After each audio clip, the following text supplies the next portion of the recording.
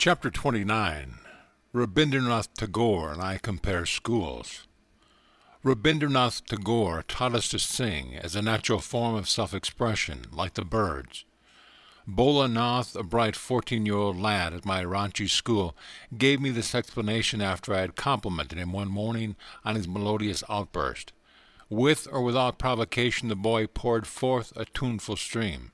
He had previously attended the famous Tagore school of Sanchikenten, haven of peace at Bolpur.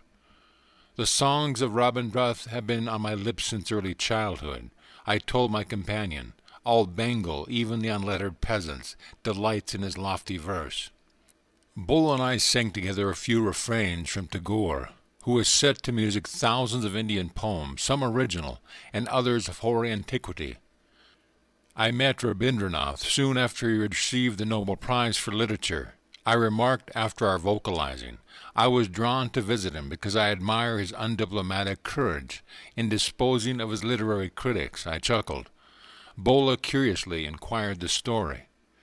The scholar severely flayed Tagore for introducing a new style into Bengali poetry, I began. He mixed colloquial and classical expressions, ignoring all the prescribed limitations dear to the pundit's heart. His songs embody deep philosophical truth in emotionally appealing terms with little regard for the accepted literary forms. One influential critic slightly referred to Rabindranath as a pigeon poet who sold his queens in print for a rupee. But Tagore's revenge was at hand. The whole Western world paid homage at his feet soon after he translated into English his Gitanjali, song offerings. A trainload of pundits, including his one-time critics, went to Santikenten to offer their congratulations. Rabindranath received his guests only after intentionally long delay, and then heard their praise in stoic silence. Finally he turned against them their own habitual weapons of criticism. Gentlemen, he said, the fragrant honors you here bestow are incongruously mingled with the putrid odors of your past contempt. Is there possibly any connection between my award of the Nobel Prize and your suddenly acute powers of appreciation? I am still the same poet who displeased you when I first offered my humble flowers at the shrine of Bengal. The newspapers published an account of the bold chastisement given by Tagore. I admired the outspoken words of a man unhypnotized by flattery. I went on. I was introduced to Rabindranath in Calcutta by his secretary, Mr. C.F. Andrews, who was simply attired in Bengali dhoti. He referred lovingly to Tagore as his Guru Deva. Rabindranath received me graciously. He emanated a soothing aura of calm, culture, and courtliness. Replying to my question about his literary background, Tagore told me that one ancient source of his inspiration, besides our religious epics, had been the classical poet, Vidyapati. Inspired by these memories, I began to sing Tagore's version of an old Bengali song, Light the Lamp of Thy Love. Bola and I chanted joyously as we strolled over the Vidyalaya grounds. About 2 years after founding the Ranchi school, I received an invitation from Rabindranath to visit him at Santikenten in order to discuss our educational ideals. I went gladly. The poet was seated in his study when I entered. I thought then, as our first meeting, that he was as striking a model of superb manhood as any painter could desire. His beautifully chiseled face, nobly patrician, was framed in long hair and flowing beard. Large melting eyes, an angelic smile, and a voice of fluted quality which was literally enchanting. Stalwart, tall, and grave, he combined an almost womanly tenderness with a delightful spontaneity of a child. No idealized conception of a poet could find more suitable embodiment than in his gentle singer. Tagore and I went soon deep in comparative study in our schools, both founded along unorthodox lines. We discovered many identical feature outdoor instruction, simplicity, ample scope for the child's creative spirit.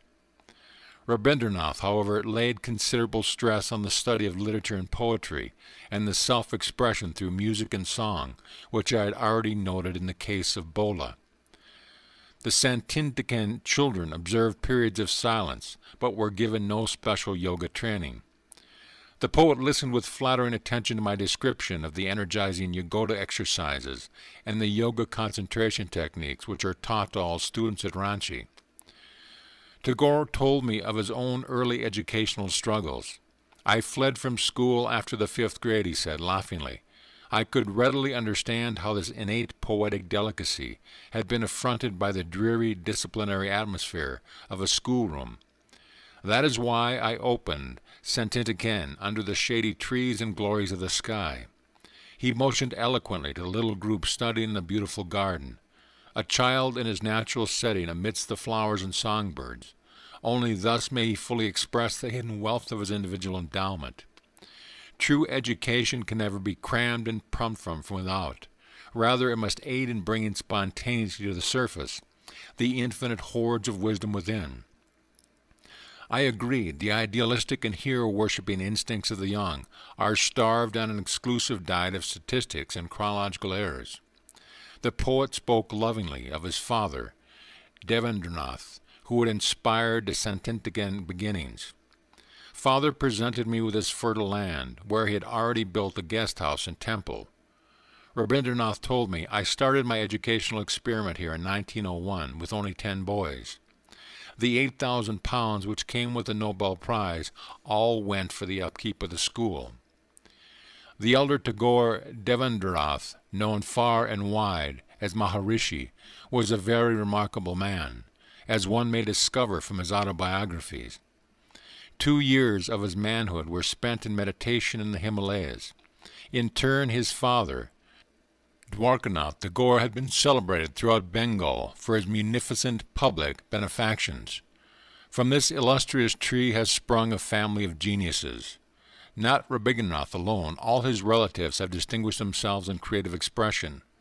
His brother, Goganendra, and Abhinandra are among the foremost artists of India. Another brother, Dwinjendra, is a deep-seen philosopher, at whose gentle call the birds and woodland creatures respond. Rabindranath invited me to stay overnight in the guest house. It was indeed a charming spectacle, in the evening to see the poets seated with a group in the patio. Time unfolded backward. The scene before me was like that of an ancient hermitage, the joyous singer encircled by his devotees, all aureoled in divine love. Tagore knitted each tie with the cords of harmony. Never assertive, he drew and captured the heart by an irresistible magnetism. Rare blossom of posy blossoms in the garden of the Lord, attracting others by a natural fragrance. In his melodious voice, Rabindranath read to us a few of his exquisite poems, newly created. Most of his songs and plays, written for the delectation of his students, have been composed at Santintican. The beauty of his lines to me lies in the art of referring to God in nearly every stanza, yet seldom mentioning the sacred name. Drunk with the bliss of singing, he wrote, I forget myself and call thee friend, who art my Lord. The following day after lunch, I bade the poet a reluctant farewell. I rejoice that his little school has now grown to an international university, Viswa Bharati, where scholars of all lands have found an ideal setting, where the mind is without fear and the head is held high, where knowledge is free, where the world has not been broken up into fragments by narrow domestic walls, where the words come out from the depth of truth, where tireless striving stretches its arms towards perfection, where the clear stream of reason has not lost its way into the dreary desert sand of dead habit, where the mind is led forward by thee in ever-widening thought and action. Into that heaven of freedom, my Father, let my country awake. Rabindranath Tagore. End of chapter.